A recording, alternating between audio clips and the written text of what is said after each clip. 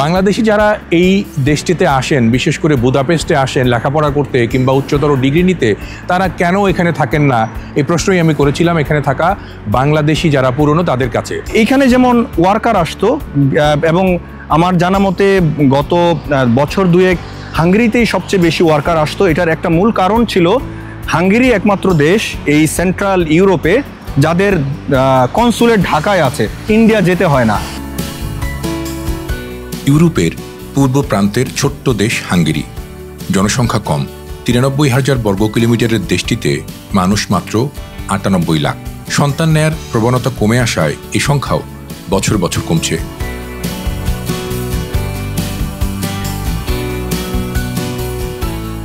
দুই লাখের মতো যে অভিবাসী এই দেশটিতে আছে তার মধ্যে বাংলাদেশিদের সংখ্যা একেবারেই কম, বলা চলে কয়েকশো। ইউরোপের দেশটিতে যা একেবারেই অবিশ্বাস্য। অথচ গেল ৩ দশকে হাঙ্গেরিতে এসেছেন কয়েক হাজার বাংলাদেশি। এর মধ্যে যেমন শিক্ষার্থী আছে, তেমনি সাধারণ কর্মী ও পেশাজীবীরাও আছেন। কিন্তু তারা আসার পর আর এই দেশটিতে থাকেন না। কেন থাকেন না তা হয়তো তারা নিজেরাও শুরুতে জানতেন না, মানে হুজুগে বাঙালি অবস্থা। এবার হাঙ্গেরিতে বাংলাদেশিদের গল্প অনুসন্ধানে সেটাও টের পেলাম। রাজধানী শহর বুদাপেস্টে অভিবাসী বলতে যা বোঝায় এমন বাংলাদেশির সংখ্যা ৫০০-রও কম। অর্থাৎ রাস্তা, বাস, ট্রেন সবখানেই চলতে ফিরতে বাংলাদেশিদের দেখা পাওয়া ভাগ্যের ব্যাপার। কিন্তু কেন, তাই জানতে চেয়েছিলাম এখানে থাকা বাংলাদেশি লেখক ও গবেষক ফখরুল ইসলামের কাছে। আসলে বাংলাদেশের সাথে খুব অল্প কয়েকটা দেশের, বিশেষ করে ইউরোপের আমার সম্ভবত একমাত্র দেশ যাদের সাথে বাংলাদেশ সরকার এবং হাঙ্গেরি সরকারের একটা সমঝোতা আছে, যেটাকে স্টাইপেন্ডিয়াম হাঙ্গারিকাম স্কলারশিপ বলা হয়। এই স্কলারশিপের সমঝোতার অধীনে প্রতি বছর প্রায় ১০০ থেকে ১১০ জন শিক্ষার্থী সরকারিভাবে হাঙ্গেরিতে আসে। তারা অনার্স, মাস্টার্স, পিএইচডি এবং ওয়ান টায়ার মাস্টার্স বিভিন্ন প্রোগ্রামে এখানে আসে। তো যদি আমি সংখ্যায় বলি, সেটা ব্যাচেলর প্রোগ্রামে বেশি, তারপরে মাস্টার্স, পিএইচডিতে সবচেয়ে কম। যেমন তবে এটা দিন দিন নানা কারণে হাঙ্গেরি সরকারের অর্থায়ন বা বাংলাদেশের সাথে তাদের সম্পর্ক, নানা কারণে এটার সংখ্যা কমছে। আসলে এই দেশটিকে বাংলাদেশি অভিবাসন প্রত্যাশী ও আদম দালালরা মনে করেন ইউরোপের গেটওয়ে। তাদের অনেকের কাছে ইউরোপের মূল ভূখণ্ডে প্রবেশের জন্য এটি একটি সম্ভাব্য পথ। বাংলাদেশ থেকে আসা শত শত মানুষ পাড়ি জমাচ্ছেন কয়েক হাজার মাইল দূরের এই দেশে নতুন জীবনের আশায়। কিন্তু হাঙ্গেরিতে এসে তারা এখানেই থেমে থাকছেন না, পাড়ি জমাচ্ছেন অস্ট্রিয়া, জার্মানি কিংবা ফ্রান্সে। আর যারা ওয়ার্কার আছে, এই শ্রেণীর যারা আছে, তারা ম্যাক্সিমাম আসলে বাংলাদেশ থেকে আমাদের একটা প্রচলিত একটা ধারণা আছে যে ইটালি, ফ্রান্স, জার্মানি এগুলো নিয়ে আমাদের সমাজে একটা আগে থেকে একটা এস্টাবলিশড মতবাদ আছে। ওইখানে টাকা আছে, ভালো অর্থনীতির দেশ। তো অনেকে ইভেন অ্যাসাইলাম নিয়েও যারা ওয়ার্কার, দেখা গেছে সে ইটালিতে গিয়ে অ্যাসাইলাম সিক করে বা ফ্রান্সে গিয়ে অ্যাসাইলাম সিক করে। তো যেই কারণে এটার একটা যারা এমপ্লয়ার আছে, যারা এদেরকে আনতো, তারা একটা রিপোর্ট পেয়েছে যে ম্যাক্সিমাম ওয়ার্কার এখানে থাকে না।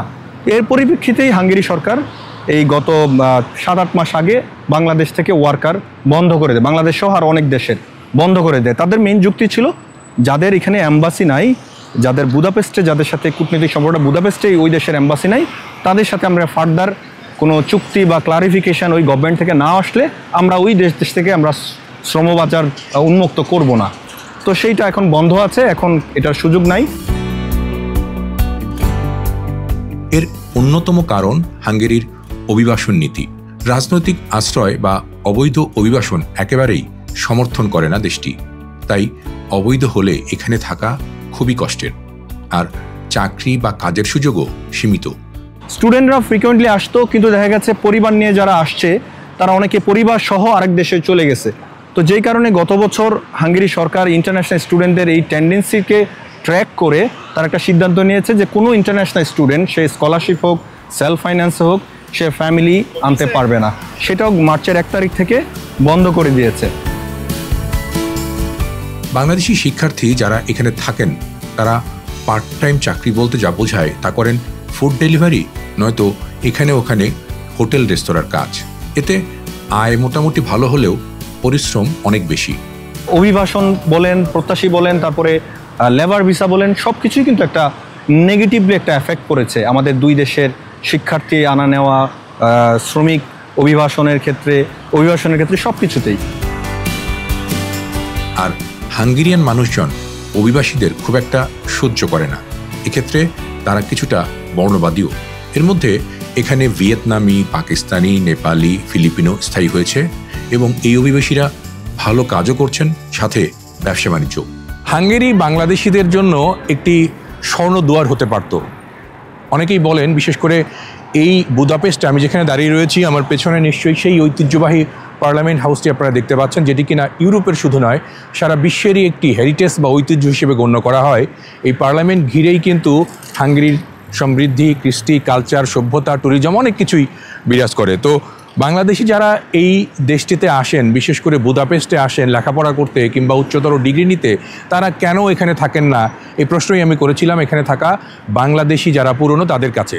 তারা বলছিলেন যে ইউরোপের অন্য শহরগুলোতে বা অন্য দেশগুলোতে যে সুবিধাটি বাংলাদেশিরা পেয়ে থাকেন, সেই সুবিধাটি কিন্তু হাঙ্গেরিতে তারা পান না।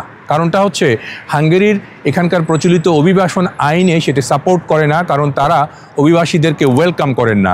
বিশেষ করে বাংলাদেশি যারা হাঙ্গেরিতে আসেন তাদের মধ্যে অনেকেই কিন্তু এখানে কিছুদিন থেকে, কেউ 6 মাস, কেউ 1 বছর, কেউ 2 বছর থেকে এখানকার লেখাপড়ার পাঠ চুকিয়ে কিংবা লেখাপড়া একটা স্টেজে রেখে এখান থেকে তারা চলে যান অন্য জায়গায়। এবং সে কারণেই এখানকার যে সরকার, হাঙ্গেরি সরকার, তারাও কিন্তু আস্তে আস্তে বাংলাদেশিদেরকে যেমন আগে বিভিন্ন রকমের স্কলারশিপ দিয়ে, বিভিন্ন রকমের লেখাপড়ার সুযোগ দিয়ে সহযোগিতা করতো, সেই জায়গাটি আস্তে আস্তে ক্রমশ ছোট করে ফেলছে।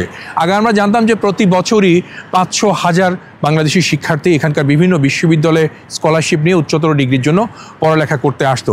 সেই পথটিও কিন্তু আস্তে আস্তে বন্ধ হতে বসেছে, কারণ বাংলাদেশ সরকারের সাথে হাঙ্গেরি সরকারের যে চুক্তি রয়েছে, তাতে করে এখানে যারা পড়তে আসবে তারা শুধু পড়ালেখাই করবে, উচ্চতর ডিগ্রি নেবে, তারপরে যে যার মতো করে নিজের দেশে ফিরে যাবে কিংবা অন্য দেশে গিয়ে সেখানে চাকরি বাকরি বা জীবন জীবিকা নির্বাহ করবে।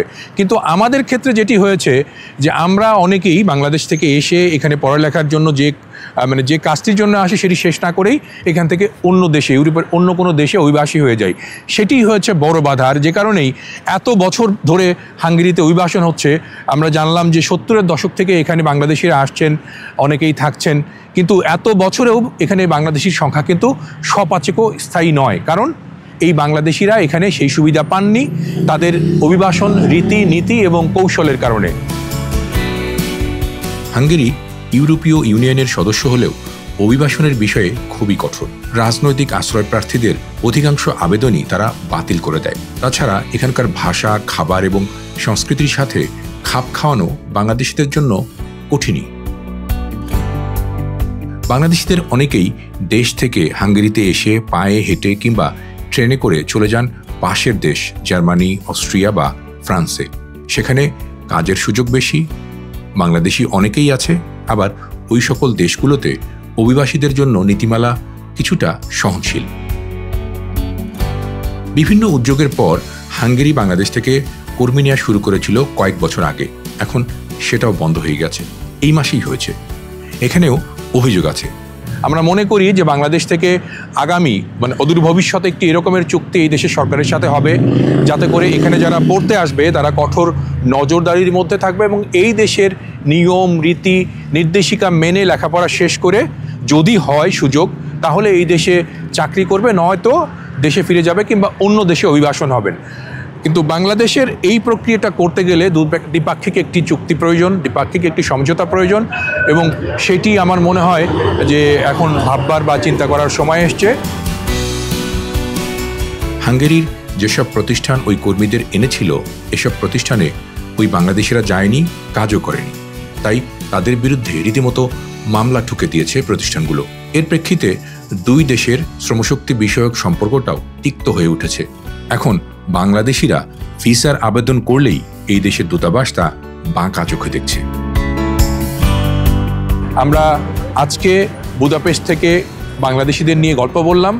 আমাদের যারা এই ভিডিওগুলো দেখেন, এই গল্পগুলো শোনেন, তাদের সবার জন্য একটি কথাই বলবো, বাংলাদেশি আমরা বিশ্বের যেখানেই যাই, আমরা যেন আমাদের নিয়ম লঙ্ঘন না করি, আমাদের যেটুকু সীমাবদ্ধতা তা যেন আমরা মেনে চলি, তাহলেই হয়তো বা বাংলাদেশিদের যে সুনাম বহির্বিশ্বে রয়েছে সেটি অক্ষুণ্ণ থাকবে। আপনাদের সবাইকে শুভেচ্ছা জানিয়ে আজ এখানেই শেষ করছি। আসসালামু আলাইকুম।